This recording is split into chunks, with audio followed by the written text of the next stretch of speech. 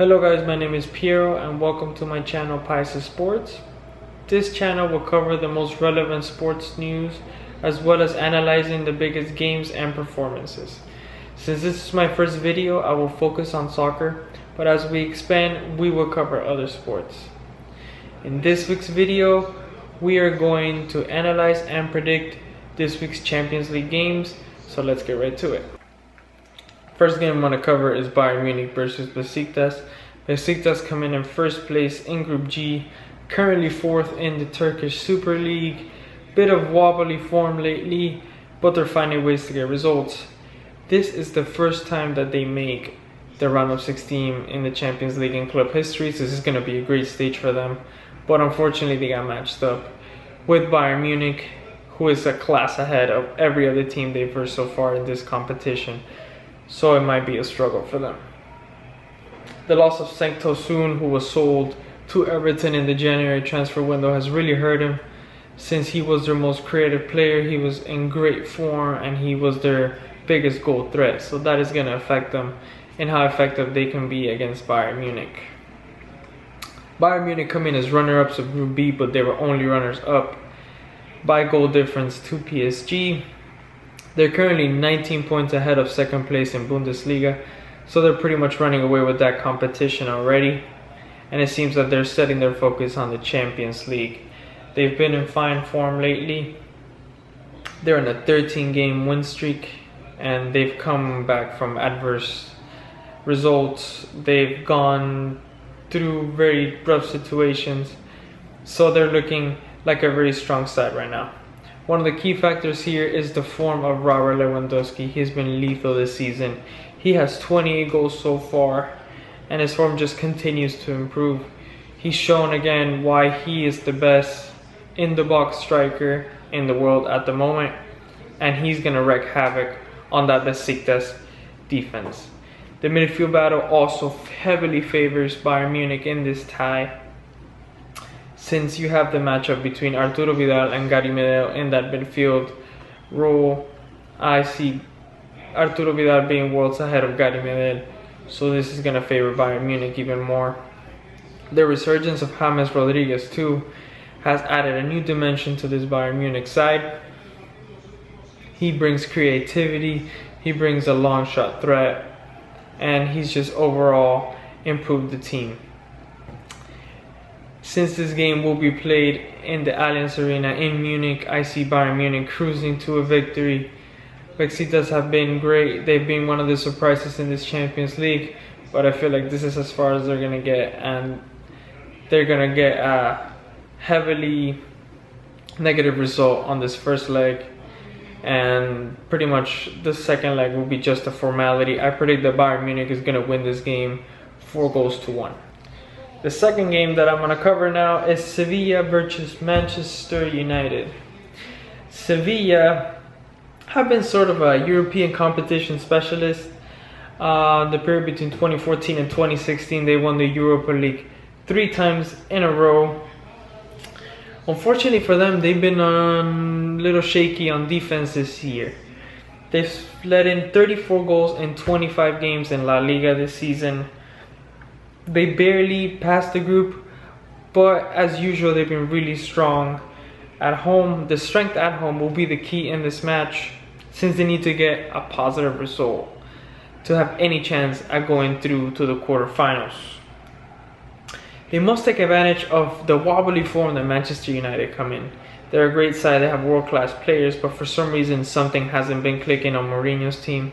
So Sevilla need to take advantage at home and try to get the biggest lead as possible and try to allow the least amount of goals possible. Manchester United need to unleash Alexis Sanchez for this game. He came from Arsenal looking for silverware, and this is going to be his first big game in a Manchester United shirt, so he needs to show in, show out, and prove that he's worth the huge investment that Manchester United have made on him. The midfield need to control the game, especially if Paul Pogba plays. We all know when Paul Pogba's on, he could be one of the best midfielders in the world. He needs to be creative, he needs to control the pace, he needs to wreak havoc on that Sevilla midfield. I think that's going to be one of the biggest keys of victory for Manchester United. Romelu Lukaku must be his prolific Everton self. This is a shaky defensive Sevilla has been all season. So Romelu Lukaku will for sure have chances. He's been a bit off this season, but if he can maybe score an early one or get a couple good chances and gain some confidence, he may really be well off in this game and pretty much end this tie early. Even though United have a good chance of ending this tie, Mourinho is usually happy with a close results. He likes cagey affairs. That's been his style since he started coaching. But I still see United pulling out a result. I predict a 2-1 victory for United at Sevilla, which will be really hard for Sevilla to come back from at Old Trafford. Next match that I'm going to cover is Shakhtar Donetsk versus Roma. This hasn't been one of the most talked about ties, but it's certainly one of the most even on paper. It should be one of the most entertaining, so I strongly suggest that you guys tune into this game. Shakhtar Donetsk comes in as runner-up on Group F. They surprisingly left Napoli out, which was a surprise to everyone. They've been a surprise on the Ukrainian league as well. They played a really balanced football. They're good on offense. They defend well. So it's a team that is complete on all lines. Fred has been the engine of the team, and he must be the engine of the team once again for this team against Roma. He needs to wreak havoc on that Roma defense. He needs to be the creative player, open spaces, and of course Shakhtar Donetsk must be effective. Roma's a team that defends well, so they're not going to have that many chances. They need to take advantage of everything they can get. For Roma, very important key here is Edin Dzeko's form. He was rumored to be leaving for Chelsea almost the entire January transfer window. He ended up not leaving, which is a huge boost for them and their chances in this game. Nainggolan must control the midfield. He needs to be the one in charge of Fred. He needs to keep Fred in check. The Brazilian can be really dangerous if left alone, so Nainggolan must be shadowing him the whole game. We all know Nainggolan can shut down any player on a good day. So he can be a key to this tie going in the favor of Roma. Roma needs to stick to their game style. They can't let the tempo get too quick. They need to be methodical while the way they build up this game. Shakhtar Donetsk like to play fast. So if Roma slows down this game and control the tempo, control possession, they should be able to see this game through. Since Shakhtar Donetsk is really strong at home, Roma's going to have to put in a complete performance. They need to be looking at scoring as much goals as possible. We all know in Champions League, away goals make a huge difference. So they need to be on top of their goal scoring. At least scoring one, but more than one will be ideal for them, as it will put Shakhtar Donetsk in a hole where they'll have to go to Rome looking to score multiple goals. Although this game is really tight, usually what I do in tight games is I go with the home team, so I'm going to predict that Shakhtar Donetsk squeaks out a 2-1 victory here, but this will leave the tie wide open for the return leg in Rome. This leads me to the huge tie, the biggest game of this week, which is Barcelona versus Chelsea. Chelsea has been in a humongously shaky form all year, but it can be epitomized in their last 5 games. They had 2 really bad losses, blowouts to low-tier teams, 4-1 to Watford. I think it was West Brom that beat them 3-0 recently. They turned it around in their last game by winning comfortably against even lower competition. So hopefully we see the better side of Chelsea against Barcelona. Antonio Conte has a lot of questions that he needs to figure out about this team. I think Eden Hazard is the cornerstone of this team. So he needs to be prolific. He needs to be his best. He needs to take advantage that at times Barcelona can leave spaces in the back. Ter Stegen is a really hard to get by keeper, so they need to be very effective in front of goal.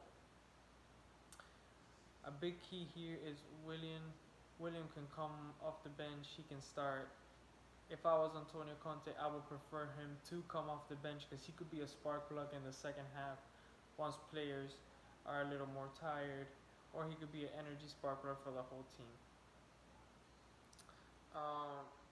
The biggest question at the top for Chelsea is if we will start Morata or Giroud. We all know Morata has been injured lately and he just recently came back, but he was in shaky form even before the injury. Giroud recently was added to the team, but he's been tuning in some strong performances, so I wouldn't be surprised to see the Frenchman starting. And he scored last game, so it all points to him starting the next game over Morata. I see another question mark being in the center back between Gary Cahill and Rudiger. Rudiger might be in a little better form, but I will go with the experienced man in this humongous game. So I will put Gary Cahill if I was Antonio Conte. Cesc Fabregas last game came back to his absolute best. He put in a masterclass distributing the ball, amazing through balls, being the creative player that he's always been. So he is going to be a key against his former club Barcelona. If there's anyone that can break through that line and create spaces, is him or Eden Hazard. So if they both have strong games, they should be able to give Barcelona a test. N'Golo Kante is going to be huge in holding the Barcelona midfield. We all know that the Barcelona midfielders are all technical. They can all control the game. Busquets is probably the best CDM in the world. So N'Golo Kante's strong performance, he needs to be a pest. And he needs to make sure he controls that midfield. And not only controls the midfield, but keep the Barcelona players in control. For Barcelona, this has been a dream season. They started out horrendous. We all thought they were going to have a down year after what happened in the Spanish Super Cup. But they've all of a sudden risen. They've been in great form ever since. They've yet to drop a game in the La Liga. So it's been great for them so far. They have to rely on their big stars in this game, which are Lionel Messi and Suarez. Coutinho obviously is not eligible for Champions League, so that's a big blow for them. But I'm pretty sure with Lionel Messi's form and Luis Suarez, they should be just fine. They need to be disciplined on defense. They've been relying on Ter Stegen a bit much this season to my liking. So they need to make sure that they keep Chelsea contained. They've been in great goal-scoring form with Messi and Suarez. Obviously, you're always going to be popping in the goals. But they need to keep that up for this game. They need to try to score as many goals as possible to pretty much wrap this tie in the first leg. They need to take advantage of Chelsea's shaky defense, which ties into scoring a lot of goals. And if there's anyone that can take advantage of a shaky defense, is Lionel Messi. He's the key to this Barcelona team, which is why I keep mentioning him, but I'm sure everybody knows that. Another important factor is that they need to keep accountable on Eden Hazard. He's a creative player. He's very dangerous. So whoever is marking him, whoever is in charge of him, should be Jordi Alba. Needs to be in complete control of the situation. Needs to make sure he always checks on him. We all know Jordi Alba likes to make those sprinting runs up top, so somebody needs to do the covering for him. Marking has to be on point on Eden Hazard. Barcelona has always been keen on controlling possession, and they must do that in this game to neutralize pretty much Chelsea. Chelsea's not a team that works well without the ball, so if Barcelona can just take the ball away, this should be a game that heavily favors Barcelona. Due to their form, due to the way they're playing, due to Messi's form. Unfortunately, even though Chelsea's at home, I don't see them pulling out a result here. Barcelona are just far too strong right now. They haven't been showing it lately, but this is a big stage, and I fully expect Lionel Messi to show up. So I see Barcelona beating Chelsea at Stamford Bridge by a score of 2-1. This has been all for today, guys. If you like today's video, please leave a thumbs up and subscribe. I'm welcome to comments and opinions on my channel, so please leave comments below. If you disagree, agree, or you have anything to add to the things that I've said today, I would really appreciate it. Just a little clarification.